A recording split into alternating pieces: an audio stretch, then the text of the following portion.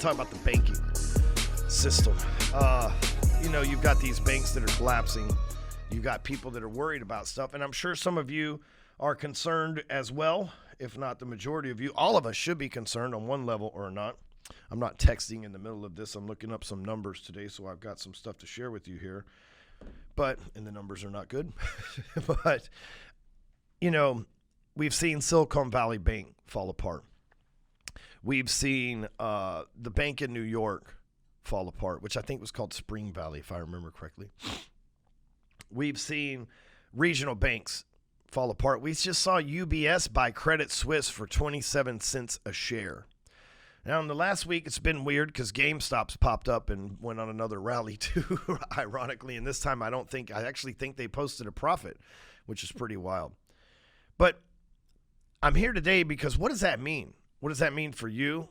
What information do I have that might be able to save your ass? There's at least been 50 of you that have asked me, should you pull your money out of one bank or the other? And what do you have to be worried about? So I want to give you my advice. You don't have to take it. I'm not licensed. I'm not an attorney. I don't know this shit. It's just, my opinion in all reality. So you take it for that. It's Stewman's opinion. You can do what you want to with it. I'm going to tell you what I've done to prepare myself and how to put myself in the right situation so that maybe you can do the same thing. So first of all, I'm going to encourage you to just stack your cash for the next 6 months. And what I mean by stack your cash for the next 6 months is you might be tempted, real estate investment, syndication, crypto, but your big nest egg investment money, stack that money up. Because according to my data, within about the next 5-6 months, prices are going to dramatically drop, but capital is not going to be around as much as possible. Because here's how capital works, how the banking system works, okay? And for those of you that are true financial professionals, I am so sorry for botching this in advance, but this is how it works, whether you guys want to fucking admit it or not, okay? So for those of you that don't know, that aren't from the financial industry, I'm going to break it down how it works. Now, what qualifies me to tell you this? It's not because I read a book, although I've read books, but I was in the banking business for a long time, and I didn't just originate loans. I actually had to sell my loans to the lock desk and to the bond market and understand how all this shit in the secondary market is secured by bonds and fucking warehouse lines and all this shit that we had to do back in the day. So I got to learn all this because I didn't get it started at a huge company. I got started at a company where I had to learn how to do everything: originate the loan, underwrite it, process it, send it into the lender, buy it off the warehouse line, sell it, get the yield spread or the SRP, all the things that we had to, service release premium, all the things that we had to do back then. So when I tell you this stuff, it's not what does he know? He never worked in the banking industry. No, I did 1,000+ mortgages in the 8 years that I was there. So now back to the point here. A little stuffy today. I apologize for that. I mowed the grass this morning. Now, the banking system works like this. We have the Federal Reserve. Okay, so if you pull a dollar out, any dollar, doesn't matter. Okay, so $1. Okay, right across the top right here, it says Federal Reserve Note. This part right here. Okay, so a lot of times we just hand money to somebody. We really don't think about what that means. Well, the Federal Reserve is not a government institution, in case you don't understand. See, back in the early 1800s, I believe it was, or the late 1800s, J.P. Morgan and other what are known today as robber barons. And what they did was we might think of them as tycoons and stuff like that. Generally in history, they will go down as robber barons because they stole from American citizens and they made it to where our country was designed not for all of us to be equal, but for all of us to have an equal chance. And they took that equal chance off the fucking table when the Federal Reserve was created. So James Pierpont Morgan, which is J.P. Morgan, which is Chase Bank, that's what it's evolved into these days. Back in the day, before airplanes were a regular thing, like now, if you're a luxury person, you might fly private jet or whatever. Back then, they had private train cars. So at one point in time, J.P. Morgan was on his private train car on a way to a place in Georgia called Jekyll Island. It's just off the coast of Georgia there. And where he would meet with 6 or 12 other people who would eventually become the board members of the Federal Reserve, which would pull one of the biggest tricks on the United States ever. Now, you have to understand, let's look up here. What year was the Federal Reserve established? So 1913, this is happening, okay? So they go to Jekyll Island in 1913. So let's talk about what things were like in 1913. If you have watched the series 1883 on Yellowstone, right, on the Paramount channel with Tim McGraw and Faith Hill, then you've seen that in 1883, which is just what, 26 years prior to this, so pretty close to this time. I mean, they didn't have cars. They had horses. If they were going to leave Texas and move to Montana, they had to literally take livestock and go on a cattle drive to get them there. So that's the time. So think about this. If word needed to be spread, how would they spread it? They'd have to spread it by horseback across a country that's mostly not populated. A slow, like, you remember the mail at this time was still probably the Pony Express. What years was the Pony Express active?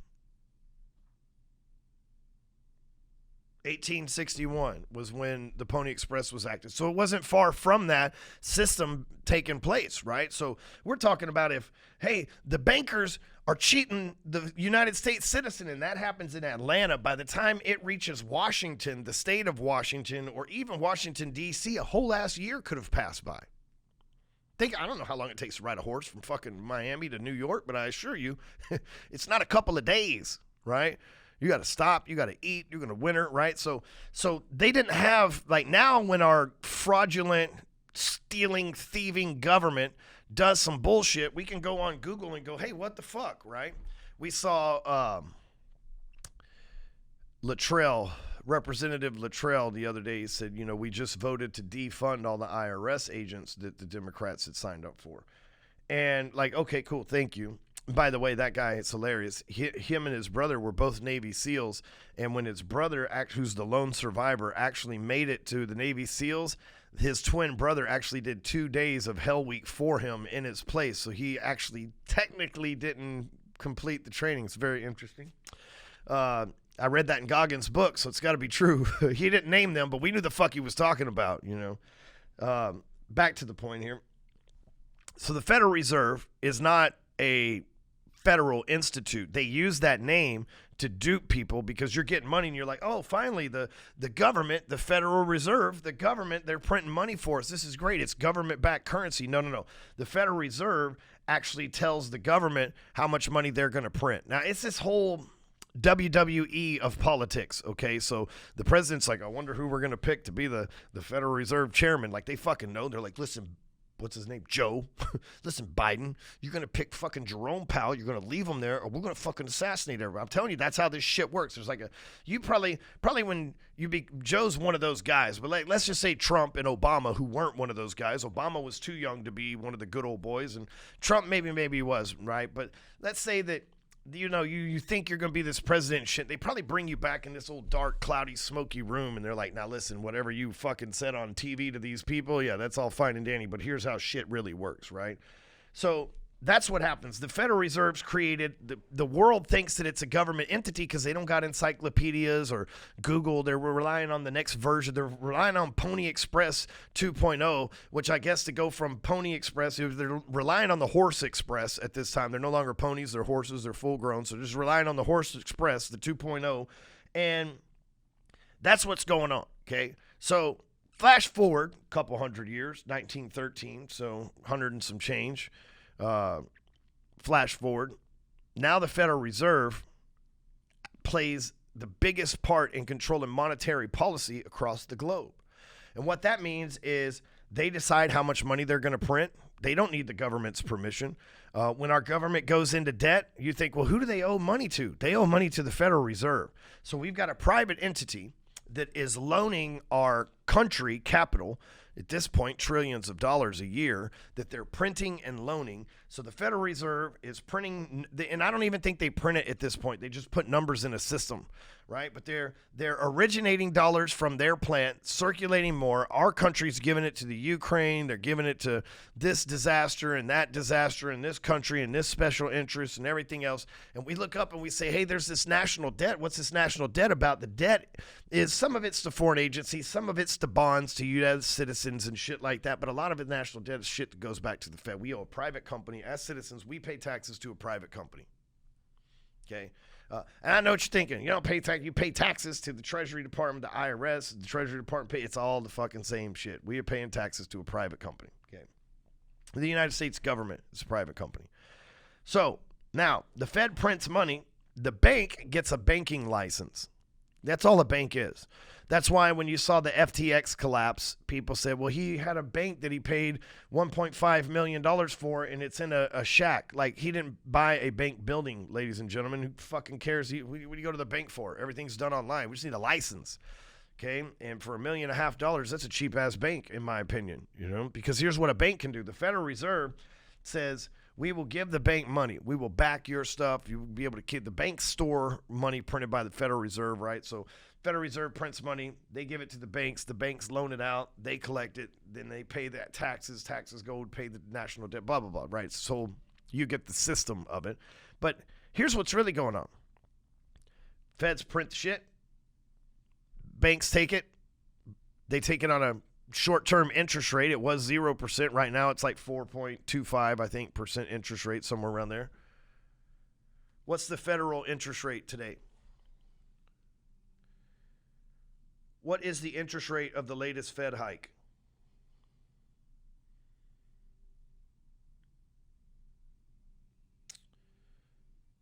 So they are at 4 point. That didn't help at all. What's the federal interest rate?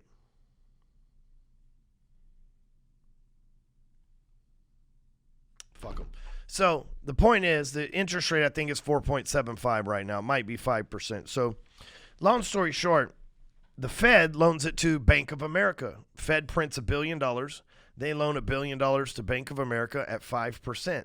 Now, that's an overnight loan. That's a short-term loan that they're giving them. They're saying, hey, we're going to give you this money at 5%. So at the end of the night, when you balance everything out, you have to pay us this back plus 5%. Here's what happens, though, right? Forever, it's been 0%, so it makes it really easy. But here's what happened. The bank loans it out, and if they owe the Feds 5%, they got to sell it at 7, 8, 9% to be able to make a margin. Right? Because they've got buildings to pay for, taxes, citizens, payroll, all of this other stuff. So now the bank gets permission from the Feds. This is what a banking license is. The Feds loan them $1 billion, Bank of America. Then Bank of America has a license to loan out $10 billion in exchange for that $1 billion. So the banking license is a multiplier of money.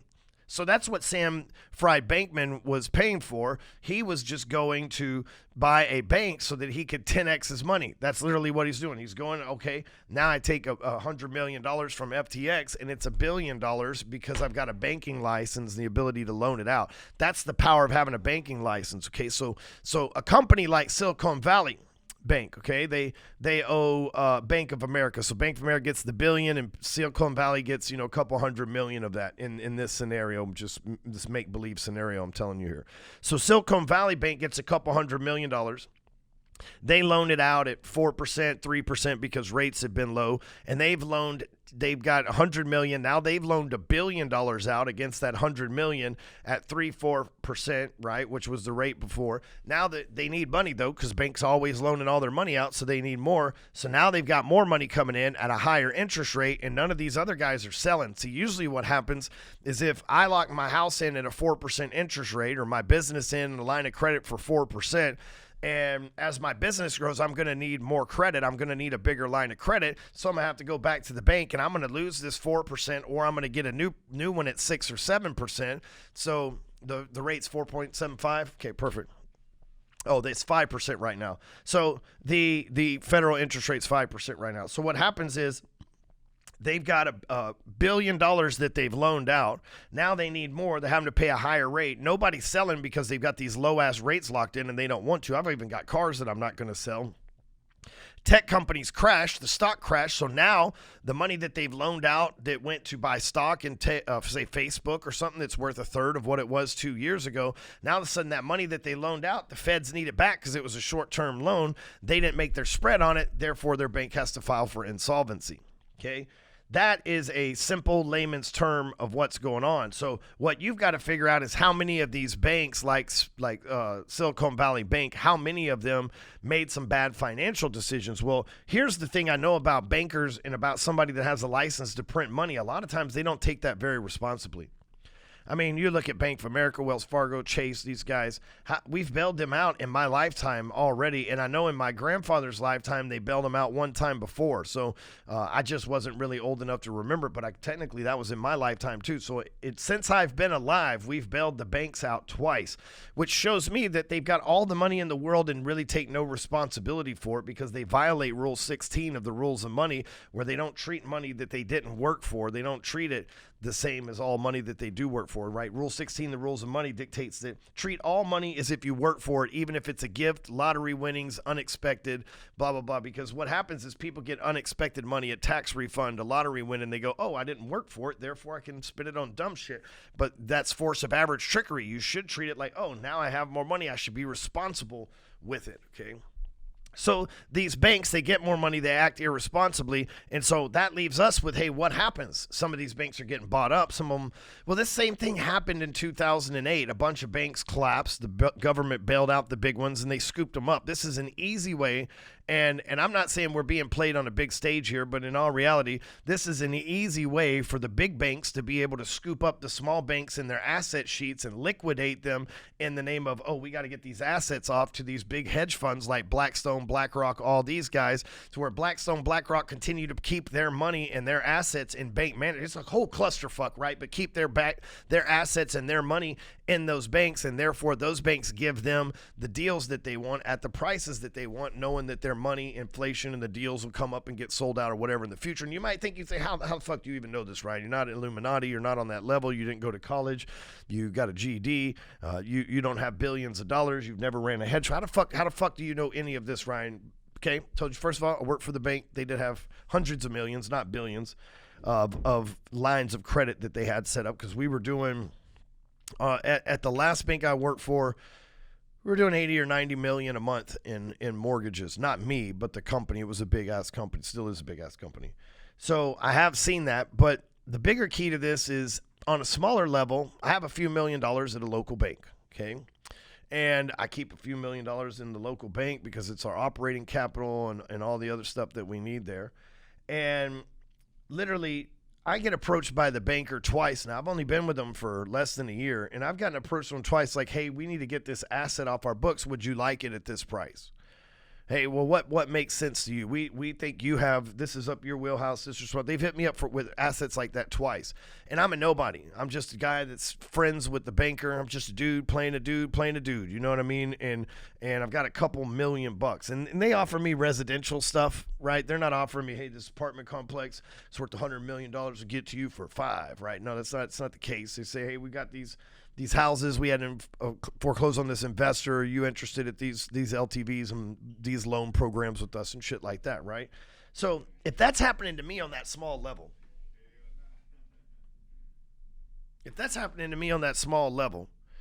imagine guys that are making big impacts inside the banks, like Blackstone, BlackRock. Imagine the conversation, hey, we're going to go over here and we're going to scoop up Spring Valley Bank, and inside, and this is my theory too, inside of Spring Valley Bank, Silicon Valley Bank, sorry, they've got this asset and this asset and this asset, which you'll hold it. If you'll run it, it'll run it up. It'll have more money. You guys will dump it back into us, and we'll all win in the long term.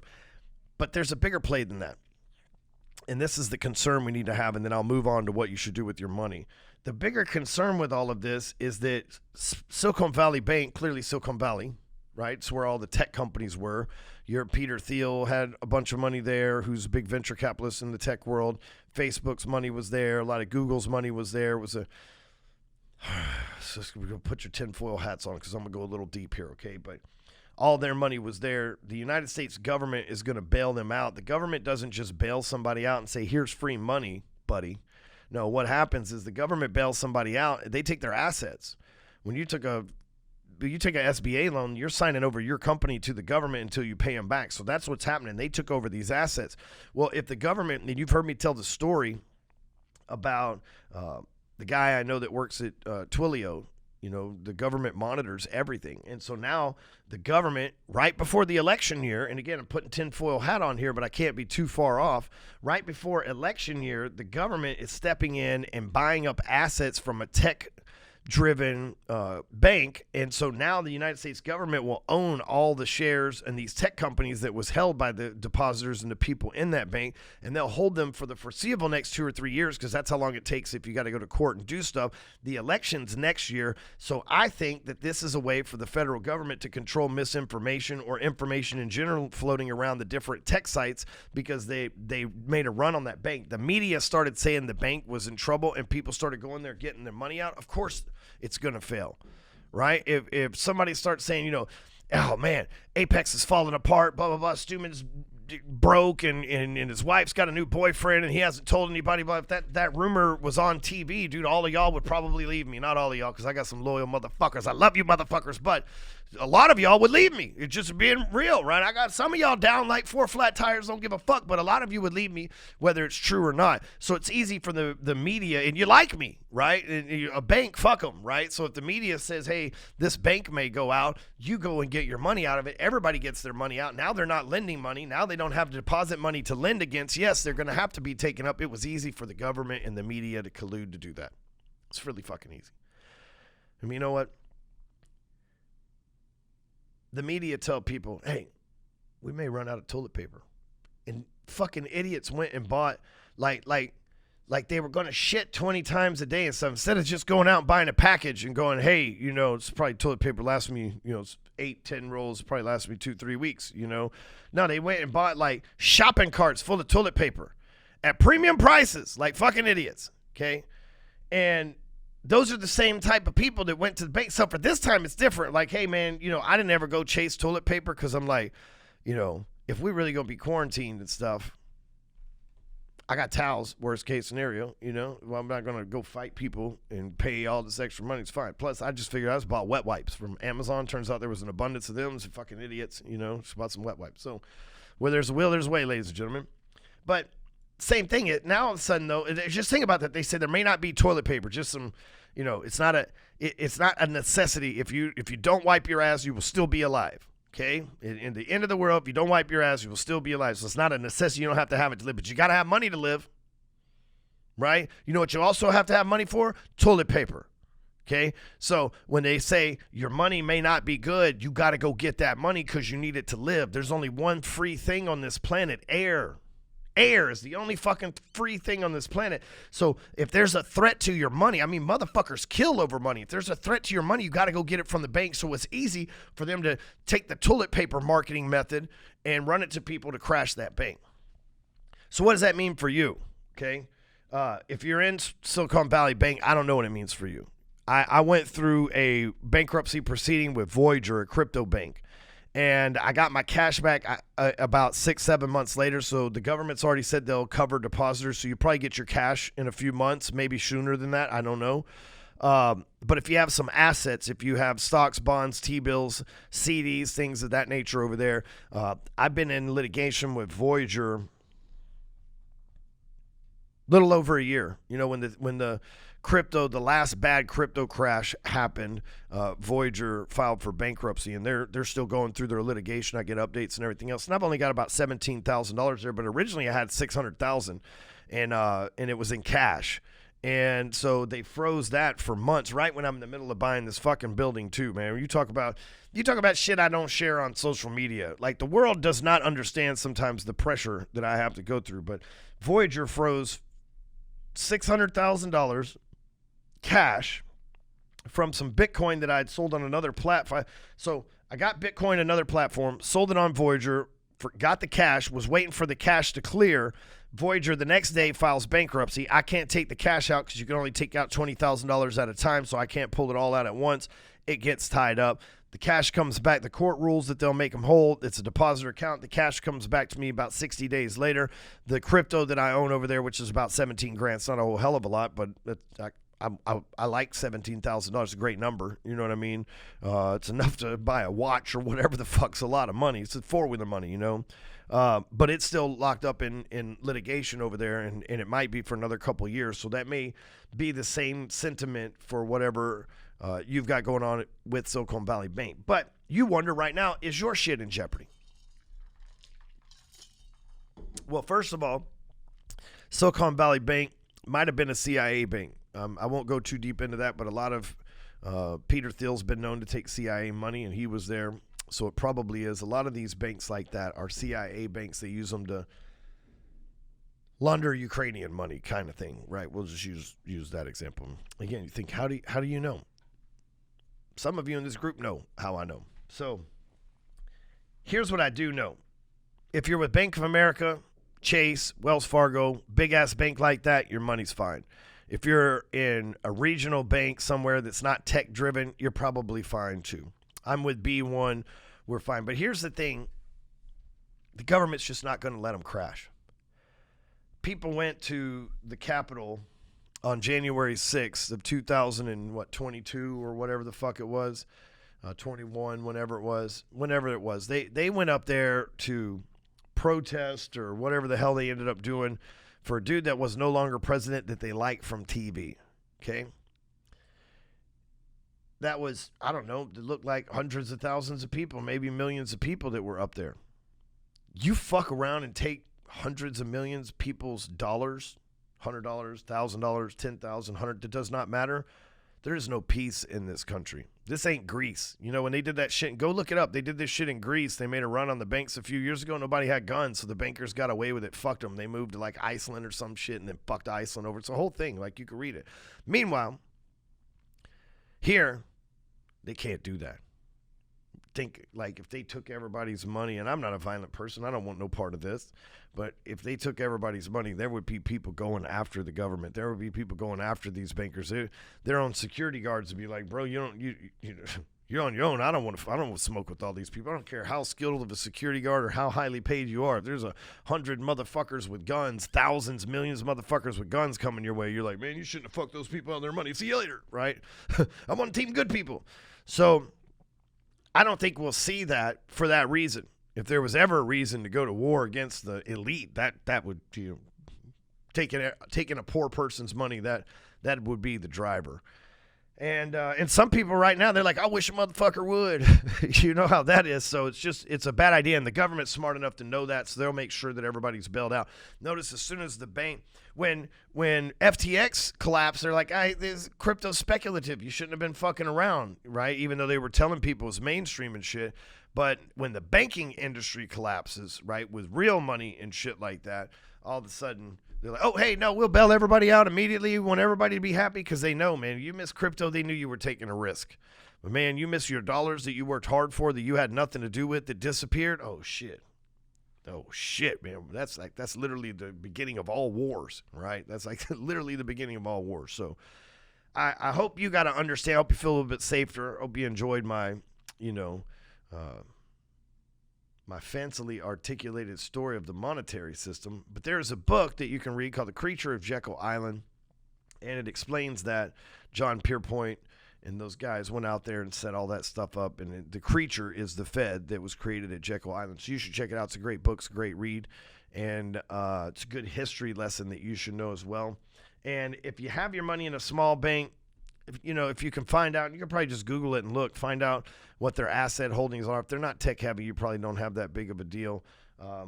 But if your money, as much as I hate the big banks because they are not customer service friendly or anything like that, they're not going to let them fail. So if you've got money with one of them, chances are you're safe. But then again, I'm just a regular ass dude. I have no idea.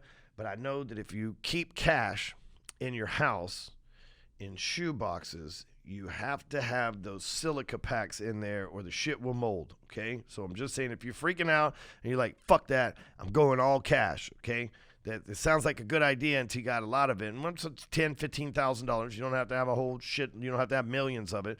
But if you're not spending a whole bunch at a time, right, you got $10,000, $15,000 in savings, you leave it up there for 6 months, the middle of it will rot because of moisture and shit like that. So what you do is you go on Amazon and you type in silica, S-I-L-I-C-A. It's those packs that when you open shit, they fall out and they say don't eat. But if you eat them, turns out they're delicious. No, I'm just fucking kidding. Don't eat them.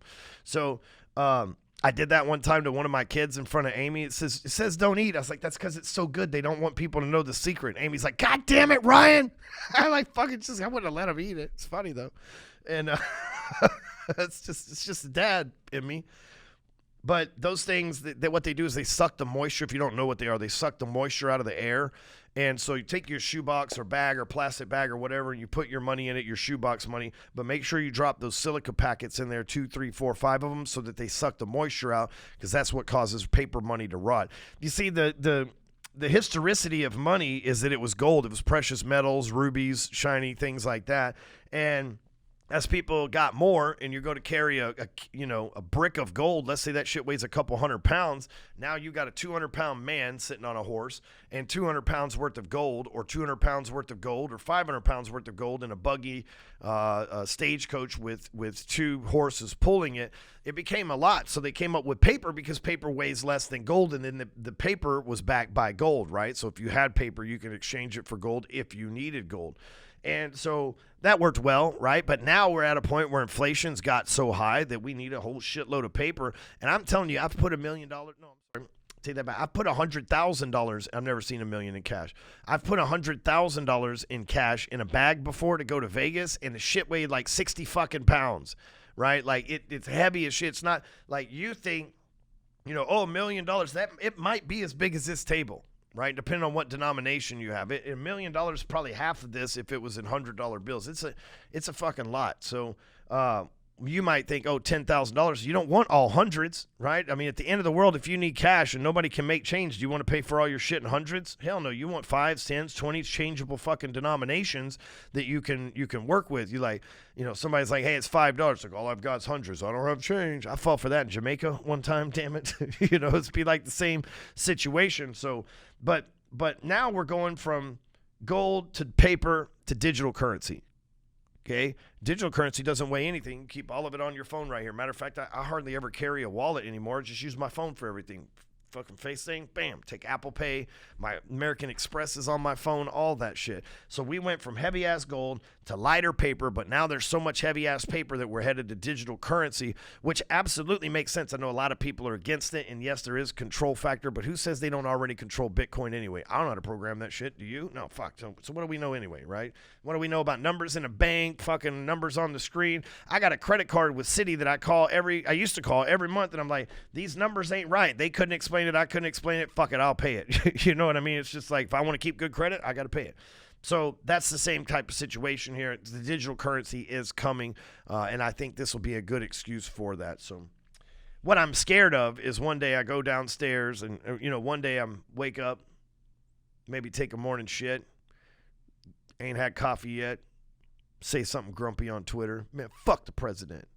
I go downstairs, my goddamn car don't start. I'm banned from fucking driving for 30 days, and my bank account's frozen for the next fucking 6 hours, and I can't go anywhere or do anything without somebody else fucking feeling bad for me and shit like that. That is a little bit what I worry about, and you should too.